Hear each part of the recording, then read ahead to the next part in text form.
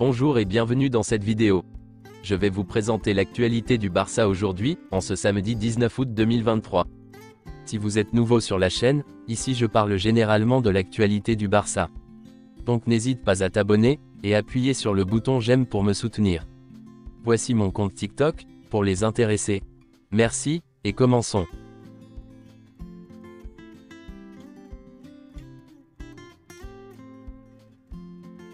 Voici quelques photos de la séance d'entraînement d'hier. Le Barça joue contre Cadix demain dimanche, et voici quelques déclarations de Xavi, en conférence de presse. La décision d'Almani de quitter Barça? Je sais ce qu'il en est de Matteux depuis des jours, c'est une décision du club. Nous avons très bien travaillé.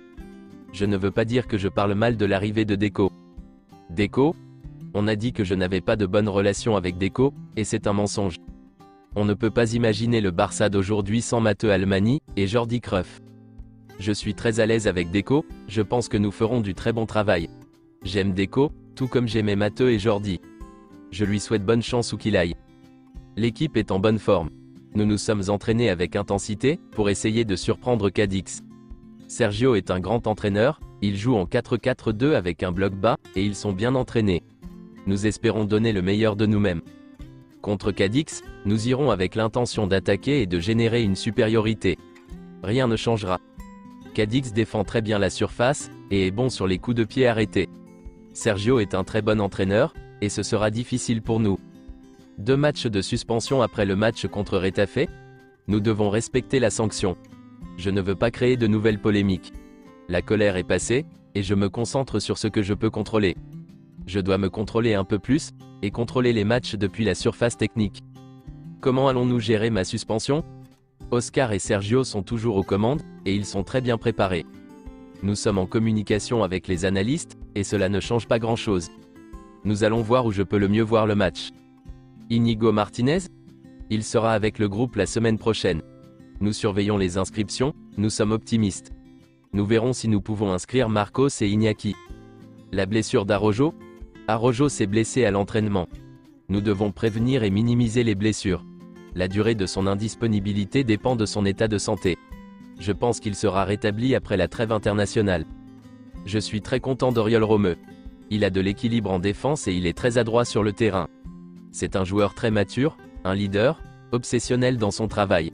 C'est une grande recrue pour le club. La main de Gavi contre Retafe? Je n'ai aucun regret. Je suis parfois coupable d'être trop honnête. Tout le monde l'a vu. À aucun moment la main de Gavi n'a été touchée. La signature d'un latéral droit? La direction sportive sait ce dont nous avons besoin, et c'est là-dessus que nous allons travailler. Tout ce que le fair play financier nous permet de faire. J'ai eu très peur quand j'ai fait mes débuts, maintenant je ne vois plus cela chez les jeunes joueurs. Ils ont beaucoup plus de courage maintenant. Les jeunes joueurs comme Lamine Yamal, Fermin Lopez et Ansu Fati font preuve de beaucoup de courage. Gavi ne veut pas être la 5e option, pour le milieu de terrain dans l'équipe. Gavi devrait débuter son premier match de la saison contre Cadix. Officiel, Rafinha et Vitor Roque ne figurent pas dans la liste des joueurs brésiliens, pour les qualifications à la Coupe du Monde contre la Bolivie et le Pérou, le mois prochain. Selon Mundo Deportivo, pour des raisons économiques, le Barça a décidé d'abandonner le service de taxi dont il disposait depuis 25 ans.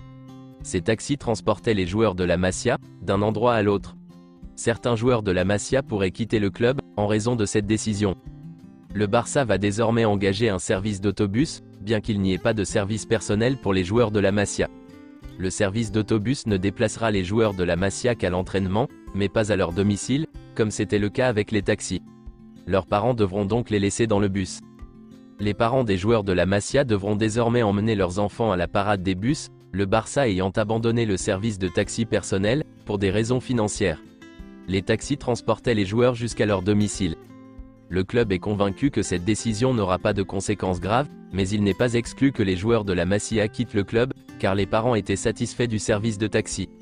Le service de bus pourrait être un inconvénient pour eux. Le PSV fait le forcing pour recruter Serginho Dest, et tente de trouver un accord le plus rapidement possible. L'OGC Nice a également contacté le joueur. Les agents de Dest pensent que le joueur va signer au PSV. Le FC Barcelone craint que Clément Lenglet n'attende Tottenham, qui n'est pas disposé à payer une indemnité de transfert pour lui.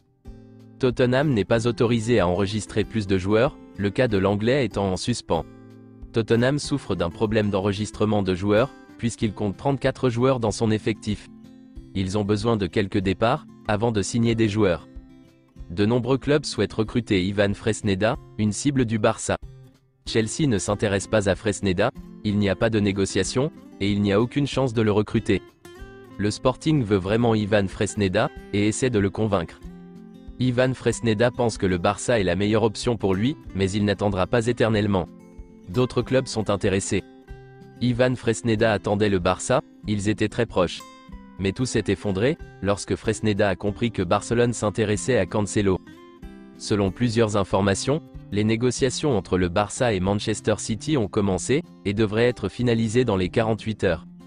Cancelo est très proche de rejoindre Barcelone. Accord total entre Manchester City et Barcelone, pour Joao Cancelo. Le Barça doit maintenant résoudre quelques problèmes de fair play financier, pour officialiser la signature de Cancelo. Accord déjà conclu entre les clubs. Selon Fabrizio Romano, Joao Cancelo au Barça, c'est juste une question de temps. Les négociations sont avancées avec Manchester City. Pas encore d'accord sur la couverture salariale et l'indemnité de prêt, mais on s'en rapproche. Cancelo veut le Barça, et ne négocie avec aucun autre club. Le deal inclura clause d'option d'achat, qui ne sera pas obligatoire. Les négociations sont en cours. L'accord entre Joao Félix et le Barça n'est pas imminent. Il ne devrait pas être fermé ces jours-ci. Le projet du joueur est de signer au Barça, et Jorge Mendes y travaille. Le FC Barcelone sait déjà que l'Atlético Madrid veut un prêt de 7 à 8 millions d'euros pour Joao Félix. Joao Félix veut jouer pour le Barça, il n'y a pas d'autre choix.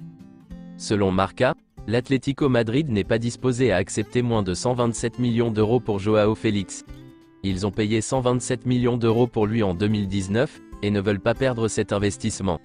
Si Joao Félix est prêté, l'Atlético Madrid veut recevoir une indemnité de près de 15 millions d'euros, car il ne perdrait pas l'amortissement du transfert de 127 millions d'euros en 2019, lorsqu'il a signé Félix.